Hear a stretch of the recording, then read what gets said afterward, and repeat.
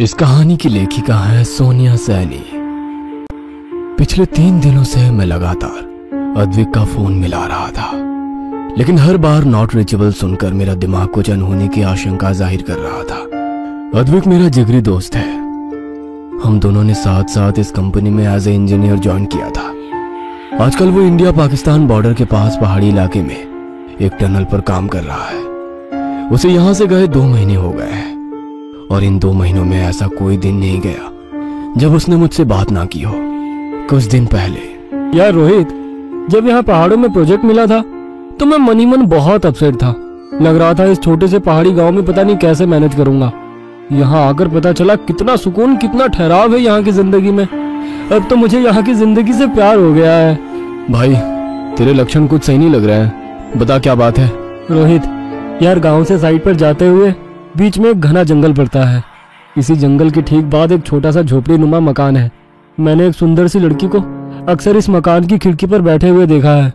उसकी नीली गहरी आंखों में कुछ है यार, उसका ख्याल जाता ही नहीं है मेरे मन से। मैं चाहे जहां रहूं ऐसा लगता है उसकी आंखें मेरे साथ ही है। कई बार तो मुझे लगता है कि वो मेरे साथ ही है, जैसे कहीं आसपास छिपकर मुझे देख रही हो। अबे बस कर भाई, तू तो शायर हो गया। इतना गहरा प्रेम कि तुझे पत्थरों में भी लड़की दिखाई दे रही है। अद्विक उस लंबे बाल और नीली आंखों वाली लड़की की खूबसूरती पर मोहित हो गया था। एक दिन उसके घर के सामने से गुजरते समय लड़की ने अद्विक को आवाज लगाकर अपने पास बुलाया। बाबूजी, बाबूजी। हेलो, मेरा नाम अद्विक है। तुम्हारा नाम क्या है? मेरा नाम रूपल है। मेरा इस दुनिया में कोई नहीं है, बस यहाँ बैठकर राह देखती रहती हूँ। शायद कभी कोई आए जिसे मैं अपना कह सकूं। अच्छा, एक बात पूछ सकता हूँ? तुम रोज मुझे यहाँ बैठकर देखती हो, क्या तुम मुझे पसंद करती हो?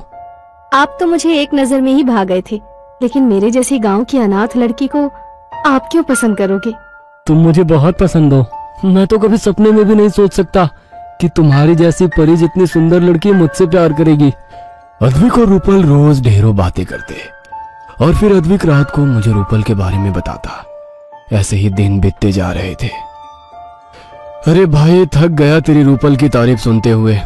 एक फोटो ही भेज दे उसकी, मैं भी तो देखूं तेरी परी को। अरे यार, वो बहुत शर्मीली है, फोटो खींचने ही नहीं देती है। उसे ये सब पसंद नहीं है। अच्छा सुन, कल मैं शादी कर रहा हूँ। 15 दिनों में प्रोजेक्ट का काम भी खत्म हो रहा है। फिर मुंबई में जोरदार पार्टी करेंगे। भाई, लड़की मिल गई तो दोस्त को भूल गया। अकेले अकेले कौन शादी करता है यार। तू कहे तो मैं पहुंच जाता हूँ कल। नहीं यार, एक्चुअली वो रूपल है ना, वो चाहती है कि हमारी शादी ऐसे ही हो, एकदम सादगी से। अद्विक ने वादा किया था कि शादी के बाद वो रोहित को वीडियो कॉल करेगा और रूपल से भी मिलवाएगा। पूरा दिन बीत गया था, लेकिन अद्विक का कोई फोन नहीं आया था। रोहित को लगा कि शायद नई नई शादी है, रूपल के साथ बिजी होगा। लेकिन इसी तरह एक के बाद एक दिन बीत गए। ना तो अद्विक का कोई फोन आया, न ही रोहित के किए हुए किसी भी फोन का अद्विक ने कोई जवाब दिया। 3 दिनों के बाद ऑफिस में इंफॉर्मेशन आई कि अद्विक लापता है। यह खबर सुनते ही रोहित के पांव के नीचे से जमीन ही निकल गई थी। जो लड़का अपने नए जीवन की शुरुआत करने के लिए इतना उत्साहित था, अचानक कैसे और कहां गायब हो गया। अगले ही दिन अपने 2 दोस्तों को साथ लेकर रोहित उस गांव में अद्विक को ढूंढने के लिए पहुंच गया था। जिस समय रोहित गांव पहुंचा, दिन ढलने को था। चारों ओर घना कोहरा दिखाई पड़ रहा था। अद्विक ने बताया था कि साइड से गांव जाते समय जंगल के किनारे ही उस लड़की का घर था। इसलिए रोहित सबसे पहले रूपल से मिलने के लिए जंगल की ओर बढ़ गया। जैसे जैसे वो तीनों जंगल में आगे बढ़ रहे थे, न जाने क्यों बढ़ते अंधेरे के साथ एक अजीब सा खौफ उनके मन में फैलता जा रहा था। दिन ढलने के बाद गांव का कोई भी आदमी उस जंगल में दिखाई नहीं पड़ रहा था। रोहित, कैसी डरावनी जगह है भाई ये। ना आदम ना परिंदा, दूर दूर तक बस बर्फ और कोहरा दिखाई दे रहा है।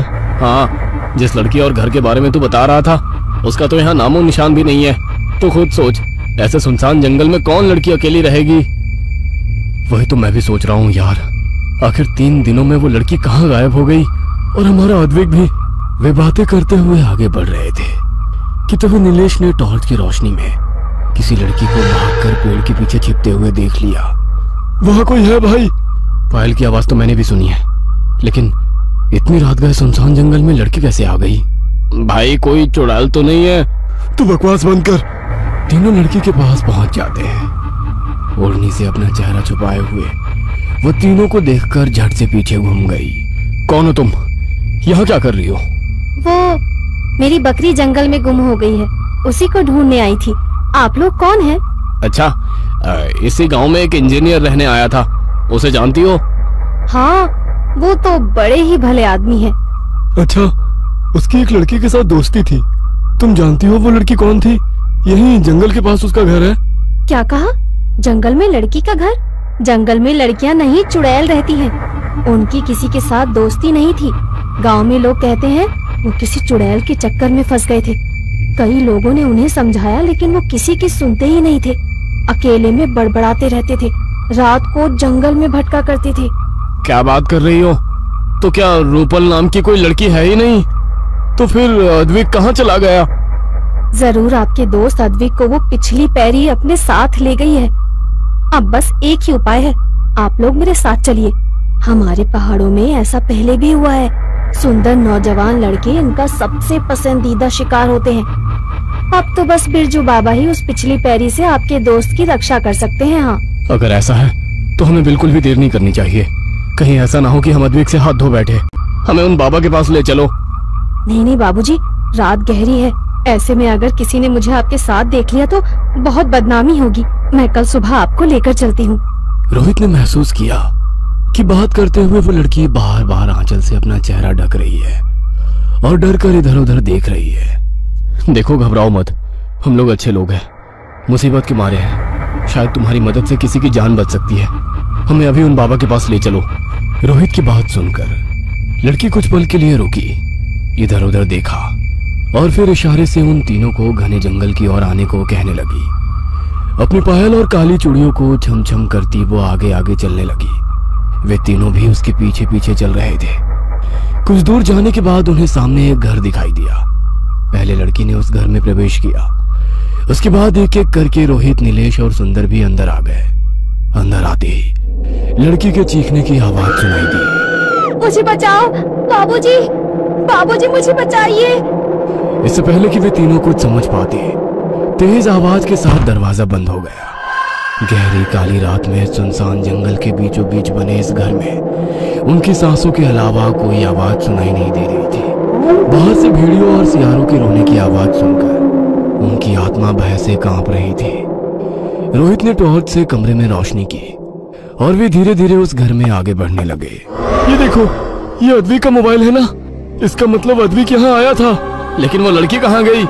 वे तीनों सोच ही रहे थे कि अचानक सुंदर की नजर जमीन पर बेहोश पड़े अद्विक पर पड़ी। ये रहा अद्विक।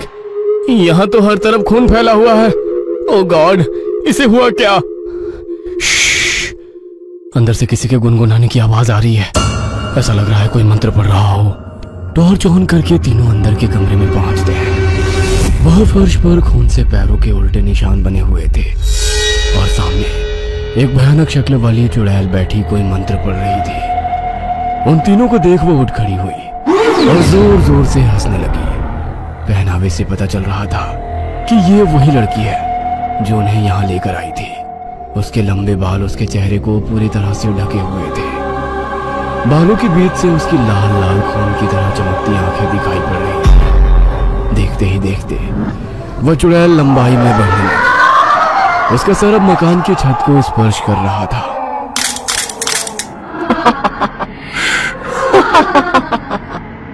कभी उल्टे पैर देखे हैं? मरने से पहले देख लो कि कैसी होती है पिछली पैरी। बड़े बेवकूफ होते हो तुम शहर वाले। जरा सी सुंदर लड़की देखी नहीं कि आ गए उसके बहकावे में। आज अमावस्या की रात है, तुम चारों की बलि देकर तुम्हारा खून पीऊंगी मैं। तुम्हें क्या लगता है तुम मुझे यहाँ लेकर आई हो? मैं तो तुम्हें देखकर ही समझ गया था कि तुम ही हो जवान लड़कों का शिकार करने वाली पिछल पैरी। फिर भी अपने शक को पुख्ता करने के लिए मैंने तुम्हारे साथ चलते समय पीछे मुड़कर तुम्हारे पैरों के निशान देखे जो उल्टे थे। अब तो मुझे पक्का यकीन हो गया था कि तुम एक चुड़ैल हो। अद्विक के गायब होने के बाद मैं लगातार उसका फोन मिलाता रहा, लेकिन उसने फोन नहीं उठाया। फिर मैंने अपने प्रोजेक्ट हेड को फोन करके सारी बातें विस्तार से बताई। उन्होंने गांव में पूछताछ कराई तो पता चला यहाँ रूपल नाम की कोई लड़की है ही नहीं। और अद्विक को अक्सर अकेले में कई लोगों ने हंसते बातें करते भी देखा था। जिस मकान की अद्विक बात करता था असल में वहां कुछ था ही नहीं, वो तो तुम्हारा रचा हुआ भ्रम जाल था। गांव के लोगों ने उसे समझाया भी, लेकिन वो तुम्हारे सम्मोहन में था। उसे रूपल के अलावा कुछ दिखाई नहीं दे रहा था। गांव के लोगों ने बताया कि यहाँ सैकड़ों सालों से पिछल पैरी घूम रही है, जो ऐसे ही नौजवानों का अमावस्या को शिकार करती है। पिछल पैरी रोहित की बात सुनकर बहुत गुस्से में आ गई थी।